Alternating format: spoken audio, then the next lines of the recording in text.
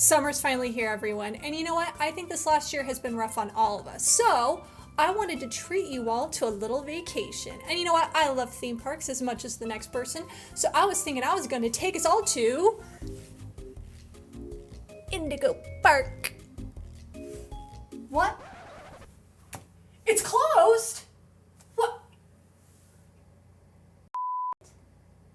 Alright, so this didn't go as planned, alright? I didn't know. You know what? I thought it was kind of sus that they didn't have a website up to, book tickets and whatnot. So, you know what? Instead, we're going to do a little urban exploring this summer, and we're going to find out why this park closed and what mysteries lurk behind those doors.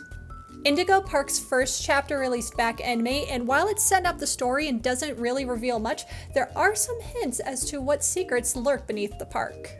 Today, I want to expose those secrets and reveal the untold story of Rambly Raccoon and his critter companions. So with all that said, let's jump into it.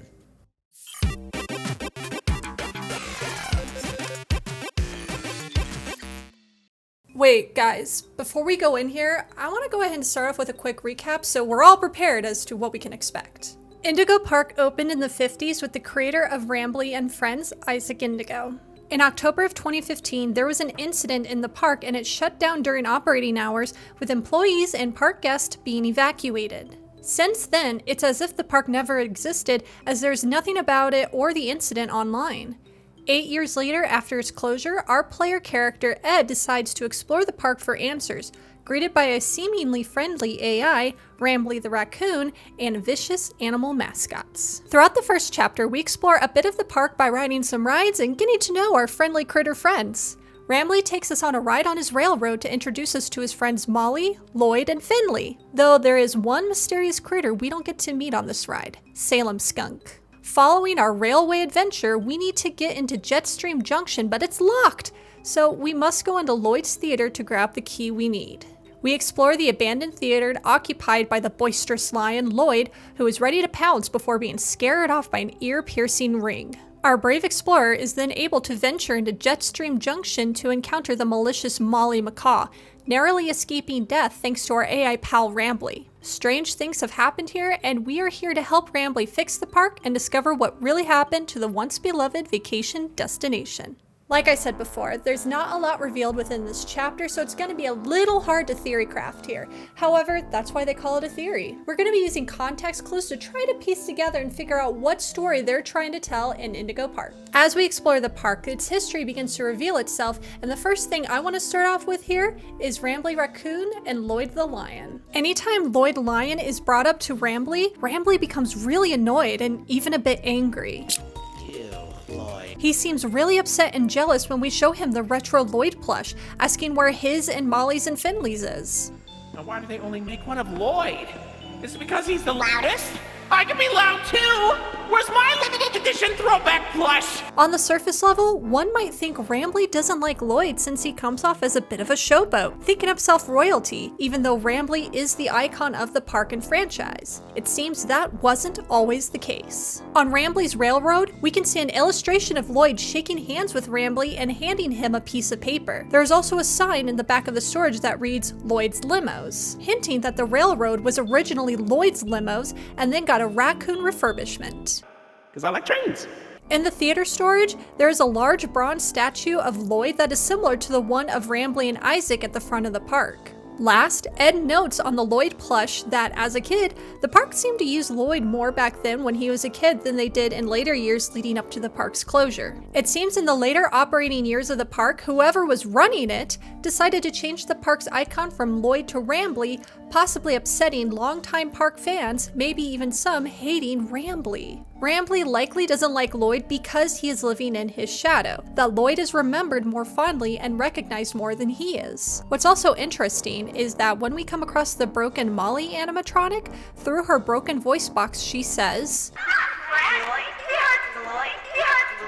"What does she mean by this? Well, she could be referring to the critter cuff emitting the high-pitched ring that scares off the Lloyd mascot in the theater, the sound causing him pain by the way he responds to it. It's also interesting that the cuff goes off when Lloyd attacks us, but not when Molly is chasing us in the play area, showing that if this is Rambly's doing, he might be playing favorites as he saw Molly Macaw as his best friend. Next, I want to cover Salem Skunk. Salem's section of the railroad was completely destroyed that even Rambly begins to glitch out. However, we do get to know Salem in the Rambly arcade game.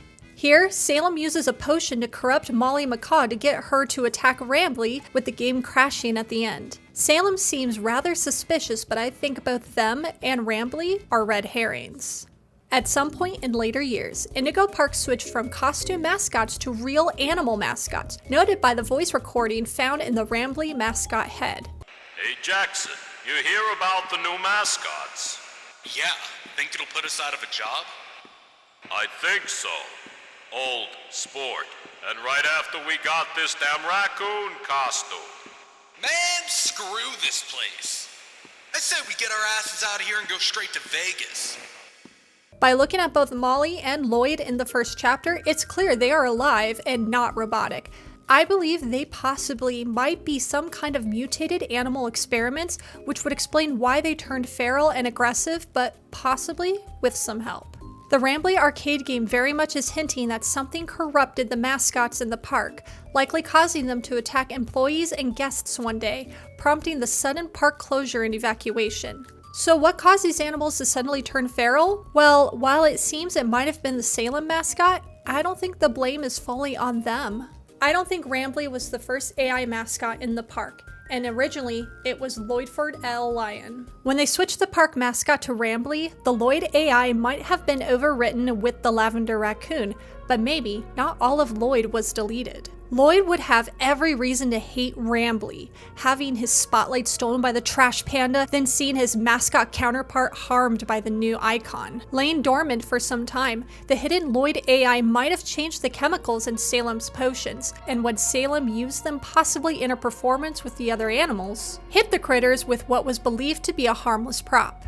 Instead, it was a chemical that turned Molly, Lloyd, and Finley into feral beasts and began to attack park guests and employees, prompting the sudden shutdown of the park. When the park shut down as a failsafe during off hours, the Rambly AI is confined to the front of the park so he can't do things without human input or supervision. This would explain why Rambly was stuck at the entrance and he had no idea what happened inside the park. Salem's section of the railroad might have been destroyed by Salem themselves or by the other mascots, blaming them for what happened, not knowing that it was really the original Lloyd Lion AI working behind the scenes to get revenge on the raccoon that stole his spotlight. But that's just a guess. This first chapter is still setting up the story and world building, so there's not much to go off of other than some basic key points here and there that are building up to the larger story. Until we get chapter 2, we can only vaguely guess as to what's happening and where they might be going with this game. Overall though, I really loved Indigo Park. It was definitely a breath of fresh air within the mascot horror genre. I really like that our main character isn't some random like ex-employee, but is actually just an urban explorer content creator that's just like, hey, I grew up going here, I'm gonna go find out what happened to it. And that he somehow gets dragged into this mystery and now he's trying to help this AI raccoon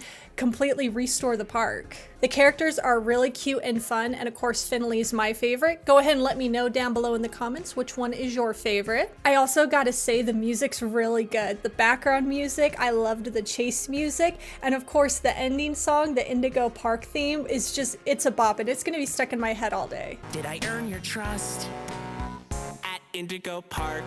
I highly recommend checking this game out on Steam this summer. It is free to play the first chapter, and of course don't forget to follow the developers on social media. There's the Indigo Park YouTube channel, and of course the developer who created this, Unique Geese. You can follow them on socials to kind of keep up on what's going to happen with chapter 2. I can definitely say I'm really excited for chapter 2, and I can't wait to see what they do, so I will be following this game and releasing more theories as we get more story. I want to thank you all so much for watching and making it to the end of my video. Let me know down in the comments below what you think. Do you think there is an evil Lloyd AI? Do you think Rambly's behind the incident? Is Salem innocent? Let me know your thoughts down below, and as always, I'll see you all in the next video.